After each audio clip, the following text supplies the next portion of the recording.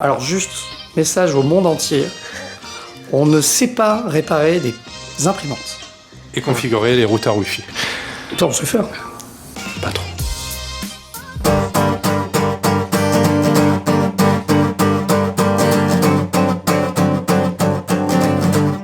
Aujourd'hui, on se retrouve pour un format un peu spécial puisque d'une part, je ne vais pas interviewer un, mais 3 professionnels et d'autre part, parmi ces 3 professionnels, il y aura Miguel puisqu'à côté de Maintenant J'aime le lundi, il est également développeur. On va aborder des sujets aussi variés que la formation. Voilà. On va aborder des sujets aussi variés que la formation, les salaires, la reconversion ou encore les évolutions du métier et tout ça avec 3 profils très différents, vous allez voir. Alors, je m'appelle Jean-Baptiste, j'ai 32 ans, je suis développeur depuis 1 an et demi maintenant. Je suis Benjamin, j'ai 37 ans et je suis ingénieur depuis 12 ans en développement. Je m'appelle Miguel, j'ai 28 ans et je suis ingénieur depuis 5 ans. J'ai toujours été ce qu'on appelle geek, même à l'époque où c'était malheureusement pas assez à la mode. Tous mes frères en fait sont développeurs dans ma famille et moi je voulais faire un peu le rebelle, donc j'ai fait une école de commerce. Et en fait je me suis rendu compte que c'est ce qui me plaisait et que voilà, c'était comme une évidence pour moi. Du coup j'ai fait cette reconversion. J'ai eu la chance de pouvoir être dans les ordinateurs depuis tout petit. Et du coup, je me suis passionné à tout ce qui était autour de l'informatique et surtout au développement. C'est compliqué, tu vois, de faire le travail qu'on demande. Tu es développeur aujourd'hui. Je suis devenu développeur parce que j'aime bien les ordinateurs. Je suis un type geek comme la plupart des ingénieurs. En fait, je sais pas pourquoi je suis devenu développeur. Parce que depuis tout petit, j'aime les ordinateurs, j'aime jouer avec eux, J'étais un petit hacker quand j'étais petit. Bon, tu peux pas être hacker, donc tu deviens ingénieur en développement.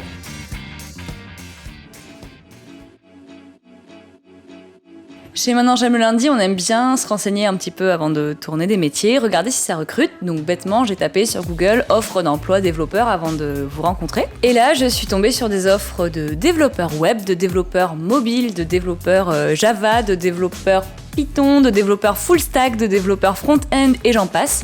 Donc avant toute chose, j'aimerais savoir, c'est quoi le métier de développeur ? Le métier de développeur, c'est, pour faire simple, résoudre des problèmes grâce à l'informatique et grâce à des programmes. Et après, c'est très vaste parce qu'on a de l'informatique pour le web, on a de l'informatique pour les applications bureau, pour les applications mobiles. Donc déjà, ça fait un spectre qui est assez important. Voilà, donc c'est pour ça que vraiment le scope des métiers de développeur est très important. On est des artisans. Les artisans du web. Pour moi aussi, c'est un métier dans lequel on apprend des différentes langues. C'est ça que la spécificité a son langage particulier. Dans le métier développeur mobile, tu vas faire du Java avec Android ou tu vas faire du Swift avec iOS. En back-end, il va principalement faire du Ruby ou du Go. Il y a plein de langages différents. Donc en fait, on apprend un langage par rapport à une spécialité aussi. Et c'est ce qui explique aussi qu'on trouve des offres très variées. Il y a énormément de façons de devenir développeur. Moi, par exemple, en tout cas en Espagne, j'ai fait 5 ans d'études en tant qu'ingénieur en informatique. Alors moi c'est un peu spécial, j'ai fait une reconversion après avoir fait une école de commerce donc. J'ai fait une formation intensive de 4 mois où je suis sorti de là, j'étais développeur junior. Et après j'ai eu la chance de trouver du travail assez rapidement. Ce système de formation courte, je le recommanderais pas forcément à tout le monde, faut quand même s'y connaître un minimum avant parce que sinon on peut très vite être désemparé, quoi. Pour ma part, ça a été une partie autodidacte au départ où je me suis beaucoup intéressé au web et suite à ça, j'ai orienté mes études pour faire un IUT en informatique, en spécialité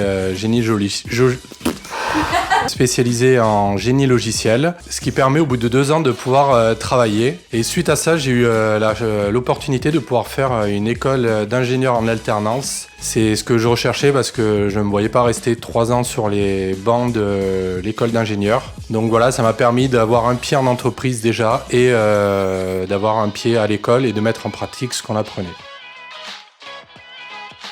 Avec une certaine expérience, on va trouver facilement du travail quand on est un développeur senior. On reçoit beaucoup d'offres d'emploi. Pour un développeur junior, c'est évidemment moins facile que pour un développeur senior, mais il y a beaucoup d'offres d'emploi. Alors, on peut se permettre de choisir la société dans laquelle on veut travailler et même d'embaucher ses potes au bout d'un moment. Puisqu'on travaille tous les deux pour une société qui s'appelle mesvaccins.net. Donc oui, comme disait Benjamin, on peut trouver du boulot très facilement quand on commence à devenir senior. même en junior, mais bon, c'est un peu plus compliqué. Mais aussi, on peut trouver du boulot en tant que freelance, comme moi je suis actuellement. Par contre, pour ça, je recommande de travailler un petit peu avant un salarié pour acquérir un peu d'expérience. Et après, on peut choisir de se mettre à son compte. Il y a plein d'entreprises qui cherchent des ingénieurs experts en freelance parce qu'il n'y en a pas beaucoup et ça paye très bien. Moi, à l'époque, quand j'ai commencé junior, j'étais à 30 000 euros brut annuel. Aujourd'hui, je sais que ça commence à 35, 40. Il y a beaucoup de juniors qui demandent beaucoup d'argent et ça peut finir très... Sky's the limit, n'est-ce pas, Benjamin ? Il n'y a pas de limite avec l'expérience. C'est un peu comme dans tous les métiers, mais voilà, suivant les spécialités, on peut atteindre des salaires comme 80 000 ou 100 000 euros à l'année. Et quand on est en free, on peut espérer facturer combien la journée ? Un junior, je pense qu'il peut être à 250, 300 euros par jour. Et après, vraiment quelqu'un de très spécialisé peut être à 1000 euros par jour. C'est des chiffres qui paraissent énormes comme ça, mais derrière, c'est une personne qui va en un jour abattre le travail d'une autre personne qui le ferait en 5. Tu dirais qu'il faut quoi comme qualité pour être développeur ? Il faut être curieux, bien connaître l'informatique. Avant même de s'intéresser au développement, en fait, je pense que c'est primordial d'être intéressé par l'informatique en général. Après, quand on est développeur, on va dire sur le terrain, quand on est, je sais pas, avec les clients ou quoi, faut avoir beaucoup de patience, que ce soit avec les clients, mais ça peut être avec les collaborateurs, avec soi-même aussi beaucoup, avec son ordinateur. Il faut avoir beaucoup de parce qu'il faut savoir que ça ne marche jamais du premier coup. Et ça, c'est la patience et énormément de curiosité pour tout et pour s'intéresser à tout ce qui se fait autour généralement du langage qu'on pratique, quoi. Plus on avance, plus on se rend compte qu'on connaît pas grand-chose, qu'il y a énormément de choses à connaître et plus on engrange du savoir, plus on se rend compte qu'il y en a en fait. Bon, je me doute un peu de la réponse, mais je vais quand même te poser la question. Est-ce que le métier de développeur permet de voyager ? Oui, c'est un métier qui permet de voyager très facilement parce qu'on a juste besoin d'une connexion Internet et un ordinateur pour pouvoir travailler où on veut. Et c'est quelque chose qui est de plus en plus à la mode parce que tous les grandes entreprises, boîtes qui cherchent des profils un peu uniques, on les a pas souvent dans la ville où on a la boîte. Et du coup, on a besoin de voir des gens des différentes villes qui sont en remote. D'accord, donc tu peux même devenir nomade worker et au final, pas avoir de point fixe d'attache, quoi. Ouais, c'est quelque chose qui, aux États-Unis et plus maintenant en Europe, c'est très à la mode.